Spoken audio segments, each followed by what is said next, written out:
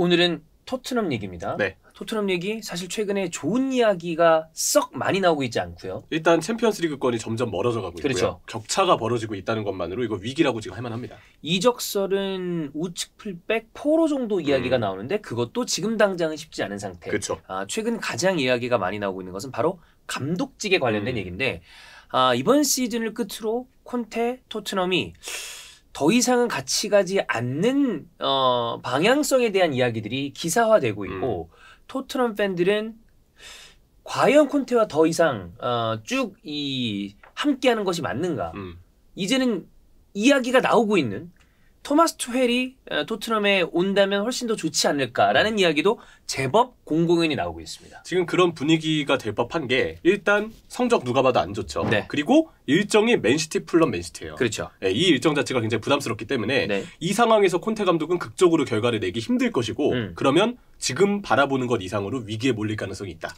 저는 얼마 전에 알베르토 그리고 네. 파비앙이랑 유벤투스 얘기, PSG 프랑스 대표팀 얘기를 했는데 두 외국인 모두 다 이제 유럽 현지인이잖아요. 그렇죠. 그 얘기를 하더라고요. 축구를 보는 데 있어서 관점이 두 가지 포인트가 있는데 무조건 재밌어야 된다. 경기력이 좋아야 된다. 혹은 그런 거 다 필요 없고 이기기만 하면 된다.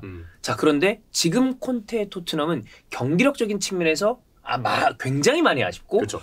결과가 어떻게든 따라오다가 결과가 안 나오기 때문에 팬들이 불만족스러워하는 건 어떻게 보면 당연한 일입니다. 그리고 여기에 더해서 계약 기간도 올 여름까지예요. 맞아요. 그러니까 아무래도 뭐 선수도 사실 6개월 계약 기간 나오면 지금부터 거칠게 슬슬 나오잖아요. 콘테도 당연히 지금 그러한 얘기들이 나올 수밖에 없고 안 그래도 결과가 안 좋기 때문에 계약 기간을 다 채운다고 보장할 수도 없는 상황이다. 네, 이렇게 지금 정리할 수가 있겠죠. 그래서 심지어는 계약 기간이 만료되는 해에 토트넘 감독들이 경질됐었던 예시까지 나오면서 맞아요. 콘테도 이렇게 될 가능성이 있는 거 아니냐라는 이야기도 대두되고 있는데 이거는 뭐 조금 더 유보적으로 봐야 될 것 같긴 합니다. 이건 그냥 SNS상의 밈이에요. 네. 해외 팬들이 지금 떠돌고 다니는 그 이미지들 만드는 이미지를 그렇죠. 보면은 이전까지 경질됐던 포체티노, 무리뉴, 누누, 콘테가 하필 모두 계약 기간이 2023년까지였다. 그랬죠. 그리고 이 감독들이 모두 시즌 중 경질이 되었다. 네. 그래서 왠지 콘테도 그런 거 아니냐라는 게 지금 해외 팬들이 가장 많이 얘기하는 밈 중에 하나입니다. 뭐 근데 이게 뭐 사실로 이루어질지는 모르는 거니까 어쨌든 이런 이야기가 나올 정도로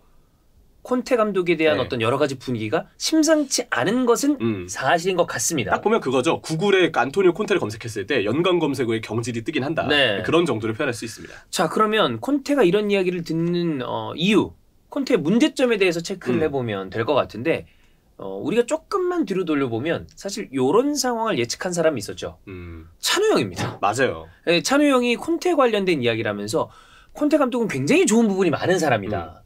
그리고 승리를 할 줄 아는 사람이고 매니지먼트를 통해서 우승을 하는 감독이다라고 얘기를 했는데 콘테 감독이 이런저런 상황이 잘 안 받쳐줬을 때 어떠한 결과가 나오는지도 이미 이야기를 한 바가 있었습니다. 맞아요. 그러니까 스쿠데토를 들어준 영웅인데 네. 사실 그렇게 세리아 우승을 이루어준 감독인데도 그 정도의 평가를 받는 인물도 쉽지가 않거든요. 근데 콘테는 찬우 형님에게 그런 평가를 받았잖아요. 그렇죠. 그러니까 콘테가 잘하고 있는 것을 일부러 깎아내리려는 생각이 아니라 이미 이전부터 콘테 감독에 대해서 좀 오래 봐왔던 네. 예를 들어 첼시 팬분들, 예를 그쵸. 들어 유벤투스 팬, 예를 들어 인ter 팬들은 콘테가 어떤 성향을 가지고 있었는지에 대해서 어느 정도 좀 알고 네. 있었던 거죠. 장단이 너무 명확해서 그래요. 그렇죠. 그러니까 장점 단점이 명확한 감독들은 뭔가 흐름이 안 따라서 장점이 나오지 못하는 상황일 때 네. 아주 극명한 단점들이 눈에 보이기 마련이거든요. 자, 그러면 지금 형철이가 얘기한 콘테 단점 그리고 문제점이 뭔지 체크를 해보겠습니다. 아무래도 소극적인 운영이 첫 번째입니다. 매 경기 주도권을 상대에게 내주는 점. 저는 이번 북런던 더비에서 제일 실망스러웠던 게 후반전 초반에 토트넘이 조금 공격을 하려 할 때 램스델에게 위기를 내몰 정도로 꽤 괜찮은 기회들을 만들었어요. 그럼 팬들은 그 생각을 할 만하죠. 처음부터 이랬으면 어땠을까? 근데 이게 꼭 강팀을 상대하는 게 아니더라도 거의 매 경기마다 나오고 있는 문제점이거든요. 상대가 중원수 쪽을 만들 때 여기에 대해서 능동적으로 대응하기 위한 적극적인 경기 운영을 올 시즌 콘테 감독이 시도했느냐? 그러지 않은 거죠. 그나마 시도한 게 3-4-3, 3-5의 변화예요. 맞아요. 뭐 간혹 가다가 경기에 따라서 백포로 변하는 적이 있긴 중간중간에 있습니다만 적극적이거나 아니면 주도적이지 못했다. 그렇죠. 그리고 이 주도적이지 못한 경기 흐름뿐만이 아니라 공격 전술로 봤을 때도 유려하다거나 아니면 전술가라고 불리는 감독들에 비해서는 좀 부실한 내용이 많았다. 일단 컨셉, 윙백을 활용한 측면 높은 지점에서의 크로스. 이외에는 지금 무엇이 있나요? 나머지는 제가 볼 땐 다 해리케인에게 좀 의존되는 경향이 강해요. 그리고 전체적인 선수 풀에 대한 확실한 활용도 잘 이루어지고 있느냐? 그것 또한 아니다에 가깝죠. 맞아요. 그리고 이제 아무래도 콘테 감독을 얘기할 때 대부분의 팬분들이 전술 얘기를 하시지만 SNS나 언론상에서 다루는 또 하나의 그 콘테 감독의 특징 중에 하나는 파워 트레이닝이에요. 후영 강도가 굉장히 빡세고 이게 유럽 내에서 다른 구단들 다른 감독들과 비교해도 콘테 감독은 후연이 빡세다. 빡빡하다라는 얘기를 하고 나는데 지금 상황이 이렇잖아요. 그럼 그 후연을 통해서 얻어가는 게 뭐냐는 얘기가 안 나올 수가 없어요. 그렇죠. 특히 비시즌 기간, 프리시즌 기간 동안 한국에 와서도 뭐 다들 후연 영상을 또 보시기도 하셨지만 되게 빡빡하게 그 더위 속에서 후연을 했는데 무엇이 남았느냐? 지금으로서 사실 할 말이 없죠. 자, 그러면 공격적인 전술이 유리하지 않다. 수비적으로 결과적으로 사실 콘테 감독은 언제나 수비를 단단하게 가져가야 되는 감독인데 물론 자원들의 부실함이 있다는 건 당연히 있죠. 무조건 전제를 해야 됩니다. 다이어 같은 선수들은 기량적으로 봤을 때 좀 아쉬운 선수니까.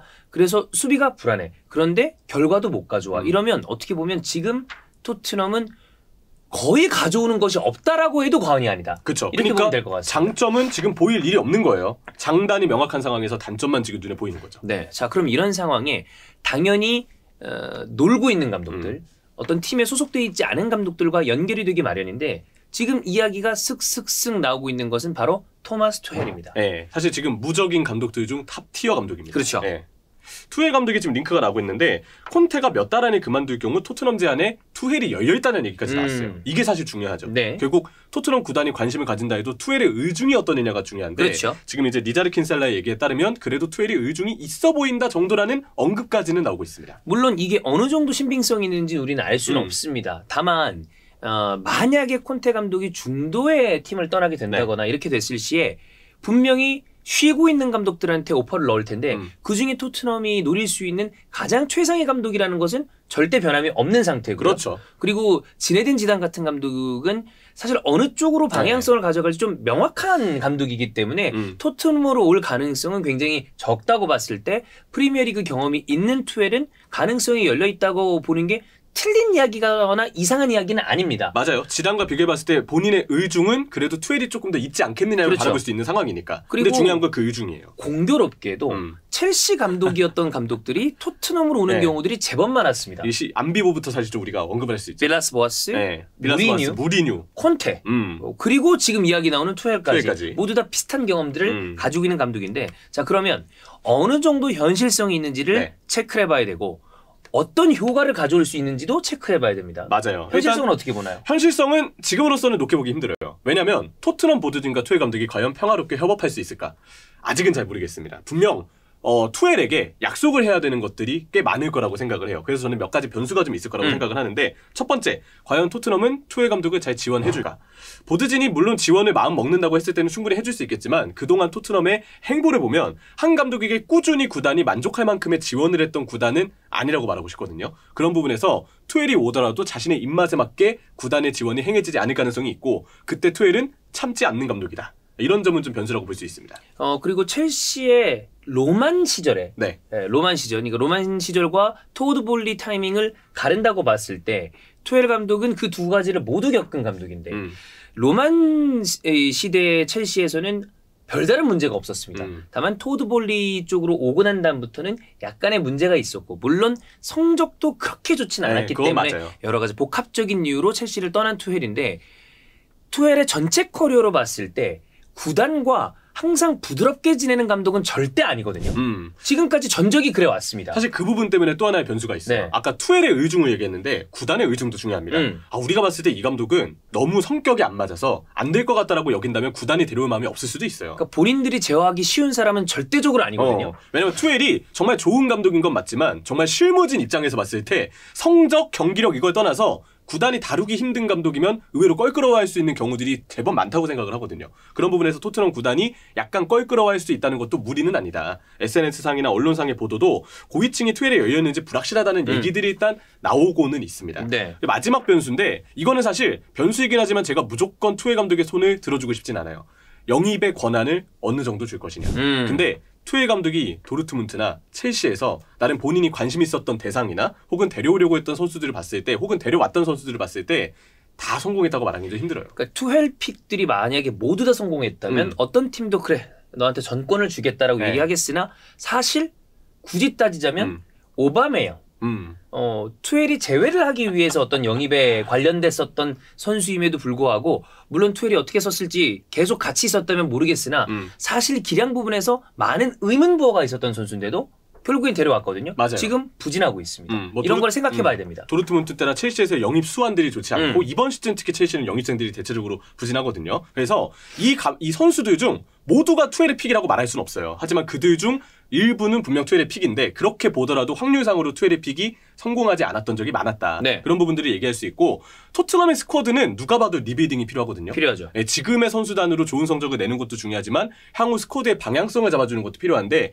투엘이 거기에 적합한지를 봤을 때는 생각보다 점수를 못 딸 가능성도 있습니다. 저는 그래서 구단의 의중에 이런 부분이 변수가 될 수도 있다는 얘기는 하고 싶어요. 자, 그런데 이 상황에 그러면 만약입니다. 콘테가 토트넘과 오래가지 못할 경우를 가정한다면 어떤 감독을 데려올 수 있을까를 생각해 봤을 때 그래도 투엘이 각광을 받는 이유는 어떤 이유에서 그렇게 보고 있나요? 단기 성과. 지금 단기 당장의 성과. 네. 감독들마다 당장의 성과를 만들 수 있는 이 인물을 찾는 건 정말 쉽지 않습니다. 아르테타도 어쨌든 팀을 만들기까지 물론 지금은 매우 훌륭하지만 오래 걸렸죠. 원래 이게 정상이에요. 어느 감독이건 나름 자신의 철학을 입히고 선수단을 새롭게 꾸리는 과정에서 성적이 바로 따라오는 거는 정말 기적에 가깝습니다. 근데 투엘은 그 기적을 이미 이뤄냈어요. 2020-21 시즌 첼시를 보면 알 수 있는데 우리가 챔피언스리그 우승이라는 엄청난 성과를 눈으로 봤듯 체감할 수 있는데 그 내용들을 보면 그 당시 첼시에 갖춰지지 않았던 플랜 A를 새롭게 짰죠. 백스리를 기반으로 한 3-4-3 혹은 3-4-1의 포메이션. 이를 바탕으로 수비진의 빌드업 루트를 개선해서 중원의 문제점을 완전히 최소화했고요. 그 과정에서 리디거와 같은 선수들의 활용도를 새롭게 발견을 했습니다. 또 리디거의 전진을 통해서 그 위쪽에 있는 벤치렐, 왼쪽 윙백의 활용도도 최대한으로 늘려냈고요. 그러면서 이 감독이 베스트 11을 재구성했고 선수단의 동기부여를 확실하게 해놓았다는 점. 이런 부분들은 투엘 감독이 투엘이기에 가능했던 포인트라고 얘기할 수 있습니다.